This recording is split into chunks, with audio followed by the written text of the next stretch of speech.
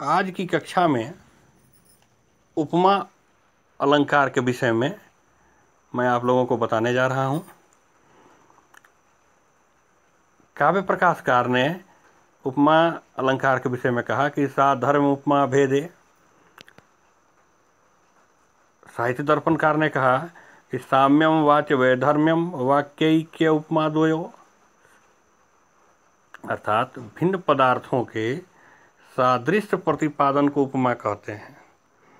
उपमा अलंकार में एक ही वाक्य में दो पदार्थों का वैधर्म रहित वाच्य सादृश्य होता है। यह वैधर्म युक्त पदार्थों का सादृश्य वर्णन चमत्कारजनक होता है, जो कवि प्रतिभा प्रसूत होता है। उपमा शब्द उप और मा इन दोनों के योग से बना है, जिसका निर्वचन है उपसामीप्यात् मानम इत्युपमा, अर्थात प्रकृत अर्थात प्रस्तुत और अप्रकृत अर्थात अप्रस्तुत के भिन्न रहने पर भी दोनों को समकक्ष मानकर यथार्थ या आरोपित जो साधर्म या समानता का प्रतिपादन किया जाता है उसे उपमा कहते हैं। उपमा सादृश्य मूलक अलंकार है। इसमें सादृश्य के कारण चमत्कार जन सौंदर्य या अनुभूति की प्रधानता होती है। और इस अलंकार में दो पदार्थ होते हैं, उपमान और उपमेय।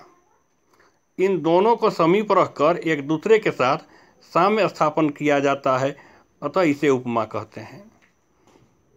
काव्य प्रकाश की बालबोधनी टीका में कहा गया है कि उपसमीपे मीयते परिच्छिद्यते अनयेत उपमा। उपमा सादृश्य, तुल्यता और समानता का वाचक है। इसके चार अंग हैं, उपमेय, उपमान, वाचक और चौथा साधारण धर्म। उपमेय के लिए अन्य शब्द हैं विषय, प्रस्तुत, वर्ण, प्रकृत, प्राकरणिक और प्रासंगिक। जिसकी उपमा दी जाए या जिसका वर्णन किया जाए उसे उपमेय कहते हैं। उपमेय का शाब्दिक अर्थ है उपमा देने योग्य। दूसरे शब्दों में जिस पदार्थ का साम्य अन्य पदार्थ के साथ स्थापित किया जाए उसे उपमेय कहते हैं। दूसरा है उपमान। उपमान के विषय में है जाने हम लोग कि उपमेय को जिसके समान कहा जाए या जिसके साथ उपमेय की समता स्थापित की जाए उसे उपमान कहते हैं। साधारण धर्म उपमान और उपमेय में साम्य प्रतिपादन उभयनिष्ठ विशेषता या गुण के कारण संभव होता है, और इसी उभयनिष्ठ गुण और विशेषता को साधारण धर्म कहते हैं। इसमें ध्यातव्य बात यह है कि यह भेदाभेद प्रधान साधर्म मूलक अलंकार है। उपमा में गुण क्रियादि धर्म के आधार पर एक वस्तु की तुलना किसी अन्य वस्तु से की जाती है। इसके चार तत्व होते हैं, उपमेय, उपमान, साधारण धर्म तथा वाचक। चारों तत्वों का प्रयोग होने पर पूर्ण उपमा होती है और एक या अधिक का अभाव होने पर लुप्त उपमा होती है। आचार्य मम्मट के अनुसार उपमा दो प्रकार की है, पूर्णोपमा और लुप्तोपमा। पूर्णोपमा में उपमान, उपमेय, साधारण धर्म और वाचक इन चारों के ग्रहण होने पर ही पूर्णोपमा होती है। जैसे सौरभंबोरुहवन्मुखस्य कुंभाविवसनौ पिनौ हृदयं मदयति वदनं तव शरदिन्दुर्यथा बाले। अर्थ इसका यह है कि तुम्हारे मुख की सुगंध अम्भोरु कमल के समान है, अम्भोरु मतलब कमल के समान है। तुम्हारे स्तन कुंभ के समान स्थूल हैं। तुम्हारा मुख शरतकालीन चंद्रमा के समान हृदय को मस्त करता है।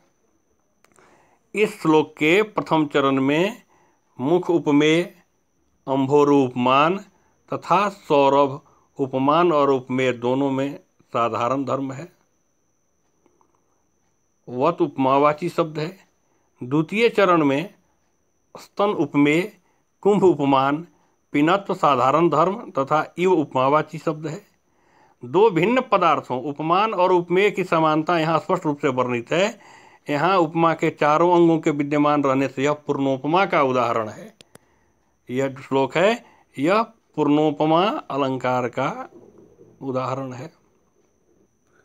उपमान, उपमेय, साधारण धर्म और सादृश्य, इन चारों के वाचक शब्दों में से किसी के लुप्त रहने पर लुप्तोपमा अलंकार होता है। जैसे मुखमिन्दुर्यथा पाणिः पल्लवेन समप्रिये, वाचः सुधा इवोष्ठस्त्रे बिंबतुल्यो मनोस्मवत्। यहाँ पर कवि कहता है कि हे प्रिय, तुम्हारा मुख चंद्रमा के समान है, हाथ पल्लव के समान है, वाणी अमृत के समान है और ओष्ठ बिंब के समान है, तथा मन कैसा है तो मन पत्थर के समान है। इस श्लोक में मुख का इंदु से, पाणी का पल्लव से, वाणी का सुधा से तथा ओष्ठ का बिंब फल से साम्य प्रतिपादित है, समानता दिखलाया गया। यहाँ पर वैधर्म रहित, वाचक, यथा आदि शब्दों का प्रयोग है, इसलिए यह उपमा का उदाहरण है। यहाँ मुख आदि उपमेय तथा चंद्रादि उपमान है। यथा आदि वाचक शब्द है तथा शब्दतः प्रयुक्त न होने पाने के बावजूद भी सौंदर्य प्रवृत्ति साधारण धर्म है। साधारण धर्म के शब्दोपात न रहने के कारण यह लुप्त उपमा का उदाहरण है।